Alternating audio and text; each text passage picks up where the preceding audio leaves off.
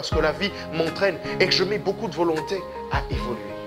Voilà pourquoi aujourd'hui, je t'invite, toi qui me regardes, je t'invite à réveiller ta volonté, à oublier les codes que les hommes et la société placent devant toi en disant que telle chose ne peut pas marcher parce que ça n'entre pas dans les normes. Je t'invite à rejoindre tes propres normes, les normes de ta volonté, les normes de ta propre puissance. Deviens une lumière qui brille.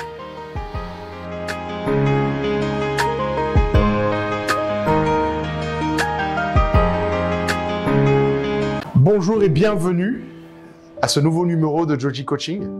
Je suis Joji Belao, votre coach. Et aujourd'hui, j'ai réfléchi sur un numéro très particulier qui nous intéresse parce que ce numéro, au fait, c'est les numéros qui nous permettent de sortir de la prison du regard des autres, la prison de la conviction des autres. Je veux commencer par vous raconter une histoire pour illustrer ce que j'essaie de vous dire. Alors, écoutez bien. C'était l'histoire d'un homme et de son fils. Un fils, il vient voir son père et lui dit « Papa, dis-moi, c'est quoi le bonheur ?» Son père lui dit « Tu veux savoir ce que c'est que le bonheur? Viens avec moi. » Alors, le père, il sort avec le fils, il prend leur âne, il met le fils sur l'âne et il se promène dans la rue. Pendant qu'il se promenait dans la rue, les gens ont commencé à critiquer.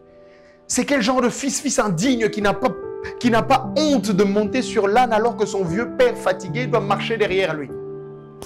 Le père dit à son fils, tu as entendu ce que le monde dit? Rentrons. Le lendemain, le père va monter sur l'âne et son fils, en bas, va sortir avec le père. Et pendant qu'ils avançaient, les gens ont commencé à critiquer. C'est quel genre de père qui ne voit pas son enfant fragile et qui ne lui donne même pas l'occasion de monter sur l'âne afin d'avancer? Le père dit à son fils, tu entends? Rentrons. Le troisième jour, le père et le fils montent sur l'âne. Et pendant qu'ils sortent, les gens disent, pauvres bêtes, ces gens n'ont pas de cœur. Comment ils peuvent tous les deux monter sur cet animal alors que le pauvre... Et le père dit à son fils, tu entends ce que les gens disent? Rentrant. Le quatrième jour, le père et le fils marchent à côté et l'âne marche seul. Alors les gens, ils viennent, ils disent, mais ils sont insensés ces gens. Ils marchent à côté de leur âne alors que ce dernier est suffisamment fort pour les porter. Et son père lui dit, tu entends mon fils? Rentrant. Et finalement, le père va dire à son fils, le bonheur, mon fils, c'est de savoir soi-même ce que l'on veut. C'est pour vous dire ceci. Il va arriver souvent que les gens vont vous critiquer, que les gens ils vont vous dire ce que vous faites n'est pas bien. Il va arriver que les gens ils vont vous dire qu'ils ne sont pas d'accord avec ce que vous faites parce que ce que vous faites n'entre pas dans la conviction de leur propre imagination, dans la conviction de leur propre volonté. Il va arriver que les gens ils vont vous dire que ce que vous faites au fait ne cadre pas parce que ça n'épouse pas telle conviction, telle idée, tel système. Ils vont vous dire tout ça. Mais laissez-moi vous dire ceci. Tant que le monde que vous voulez construire tournera et gravitera autour du regard de ceux qui vous critiquent, vous ne pourrez pas trouver la joie, la force et la création de votre propre potentialité. Parce que vous vivrez pour les autres. Jean-Paul Sartre a dit l'enfer, c'est l'autre. Il a voulu dire ceci. Souvent, il nous arrive de vouloir faire quelque chose, mais parce que nous voulons tellement l'approbation de l'autre, que nous regardons les yeux de l'autre et nous attendons que l'autre nous dise « Écoute, ce que tu fais est bien » pour trouver une satisfaction, pour trouver un bonheur réel. Mais puisque l'autre, en regardant ce que nous faisons, va chercher ses propres schémas de conception, il ne pourra jamais trouver satisfaisant ce que nous faisons. Parce que ce n'est pas lui qui le fait et que c'est nous qui le faisons. Et parce que c'est nous qui le faisons, il va nous dire « Ce que tu fais, c'est peut-être bien, mais ce n'est pas ce que je voulais. » Mais est-ce que ce que tu fais, c'est vouloir faire ce que l'autre veut ou vouloir faire ce que tu veux? Pour sortir de la prison du regard de l'autre, il faut entrer dans sa propre réalité, entrer dans sa propre conviction, entrer dans sa propre création. Je sors du regard de l'autre pour me regarder moi-même avec mes propres convictions. Qu'est-ce que je veux? Qu'est-ce que je propose? Qu'est-ce que je donne? Il est écrit, la plus belle femme du monde ne donne que ce qu'elle a. On ne peut pas donner au-delà de ce qu'on a. Voilà pourquoi. Ne laissez personne vous dire que ce que vous faites n'est pas bien quand vous êtes convaincu que cela est bien. On a une conscience qui nous rappelle que ce que nous faisons n'est pas bien. Et quand notre conscience nous dit que nous sommes en paix, nous sommes en harmonie et nous sommes en joie avec nous-mêmes parce que nous avons réalisé quelque chose de bien. Et surtout quand nous faisons vraiment et réellement quelque chose de bien pour une communauté, ne laissons personne nous juger. C'est pas parce que nous sommes infirmes, c'est pas parce que nous sommes orphelins, c'est pas parce que nous sommes les oubliés du monde que forcément nous ne pouvons rien donner. Vous savez, David qui était un berger, David qui était un gardien de troupeau, oublié même par sa propre famille, oublié même par ses propres frères, a pu réaliser quelque chose de grand. Je vous l'ai dit précédemment, il a pu faire son alchimie personnelle, une vraie transformation.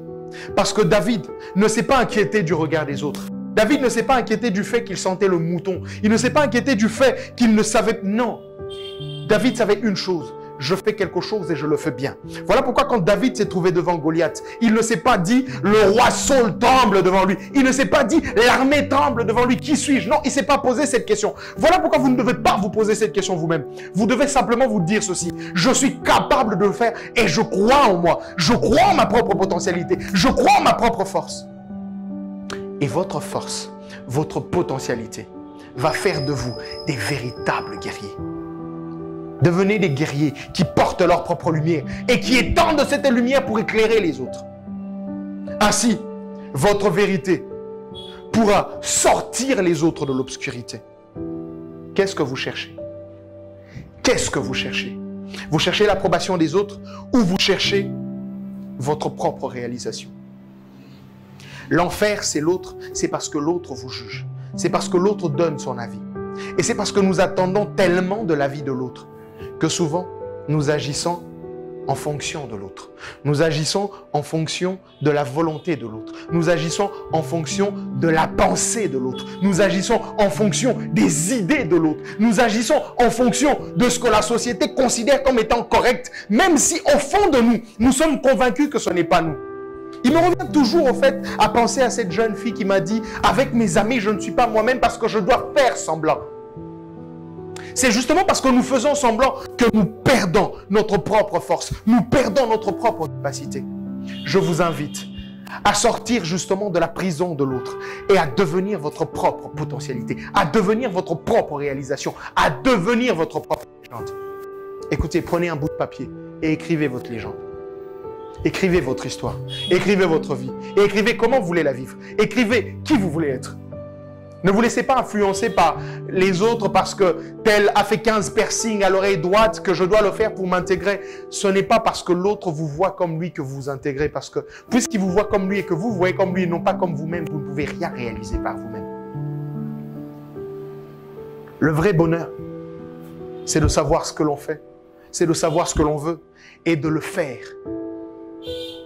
Je sais que je veux aider les gens. Et la seule façon pour moi de me sentir heureux, c'est de le faire. Voilà pourquoi je fais tant de recherches. Voilà pourquoi je prends tant de temps à méditer, à chercher, à écouter, à échanger, à parler avec les autres. Parce que les autres sont importants pour moi. Pas leur avis, mais mon avis. Parce que je considère que ce que je fais est important pour moi et me procure mon propre bonheur. Allons tous à la quête de notre propre bonheur. Parce que notre propre bonheur ne se trouve pas à l'extérieur, ne se trouve pas dans le regard de l'autre. Notre propre bonheur se trouve en nous. Le jugement que l'autre portera sur nous ne sera pas meilleur jugement que le jugement que nous nous portons nous-mêmes. Voilà pourquoi il est très difficile de nous critiquer nous-mêmes. Et il est plus aisé d'accepter la critique de l'autre, mais il est très difficile de nous critiquer nous-mêmes. Mais quand nous commençons à entrer dans le processus de la création de notre propre potentialité, de notre propre richesse, de notre propre énergie, alors nous transformons le monde. Nous changeons la face du monde. Nous changeons vraiment la face du monde. Et là, en un clic, tout bascule. Je vous invite donc à vous regarder vous-même tel que vous êtes et à transformer votre vie, à vous aimer et à vivre pour vous. Je suis Joji Belaou, coach en motivation. Je suis heureux de vous rencontrer tous les jours et tous les jours de partager avec vous ces moments où ensemble nous créons l'essentiel. Que Dieu vous bénisse. N'oubliez pas de liker nos vidéos, de nous suivre sur Instagram, Facebook et Twitter, de nous écrire, nous répondons. Et ensemble, nous demeurons. Que Dieu vous bénisse. Je vous dis à très bientôt. Merci.